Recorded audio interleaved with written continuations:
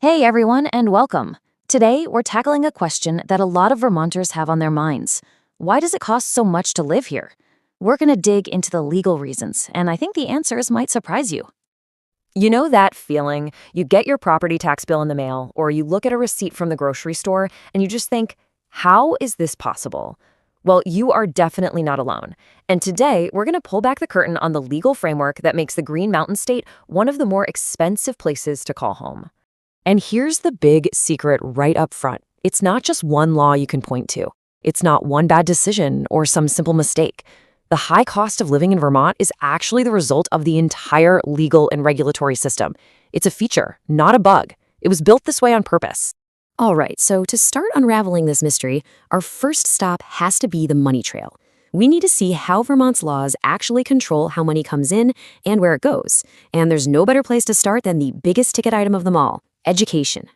It all really kicks off with this one single court case back in 1997 called Brigham versus State. This decision was a complete game changer. It totally rewrote the rules for how schools get their funding.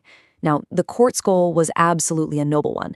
They wanted to make sure every single student in Vermont got an equal shot at a good education, no matter how wealthy or poor their town was.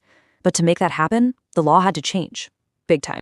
So let's break that down. Before 1997, it was pretty simple. The quality of your local school was directly tied to your town's property values. Rich town, better funded school. The Brigham decision said, nope, we're not doing that anymore.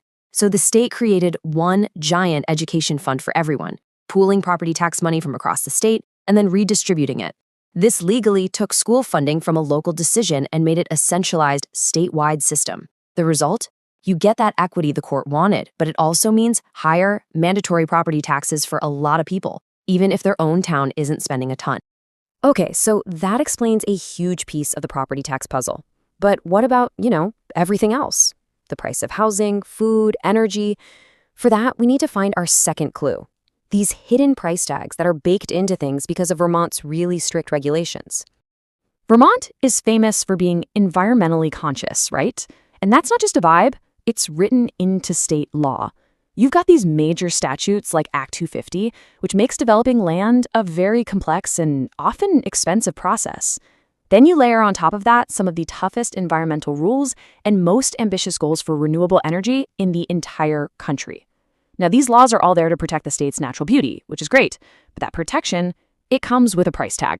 So how do those costs actually get from the state house to your house? Well, it's pretty much a four-step chain reaction. First, the law sets these strict rules. That means businesses, developers, and utilities have to spend a lot more money just to comply. Then, those extra costs don't just disappear. They get passed through to us, the consumers. And boom, that's how you end up with higher prices for housing, for your electric bill, and for everyday goods on the shelf. Let's move on to our next clue, which is a little different. It's not about a specific law as much as it is about simple math. Vermont is a small state. It doesn't have a huge population. And that fact alone has a massive legal and financial impact on the cost of just running the government. Think of it this way. Vermont is legally required to provide the same basic services as a huge state like California or Texas, things like roads, state police, Medicaid, education oversight, but it has to spread all the administrative costs of running those programs across a much, much smaller group of taxpayers. So what happens? The cost for each individual resident to just keep the lights on in government is naturally going to be high. Okay, so we followed the money trail, we've uncovered the hidden regulatory costs, and we've looked at the simple math of being a small state. Now it's time. Let's put all these pieces together and reveal the central idea behind this whole thing. This quote really just says it all. The high costs in Vermont, they're not an accident. They are, and I quote, a policy choice embedded in statute. In other words, this was all done on purpose. It's the direct, intentional result of choices that were written into law and have been upheld by the courts over and over again. And this table right here, this lays it all out, crystal clear. It shows the specific trade-offs Vermont has decided to make in its laws. The state chose, as a value, school funding equity. The legal and financial result of that choice is a centralized, statewide property tax. The state chose environmental protection, and the result is higher housing and compliance costs. It chose ambitious renewable energy goals, which leads to higher utility rates. It chose to provide robust public services, and the result is high administrative costs per resident.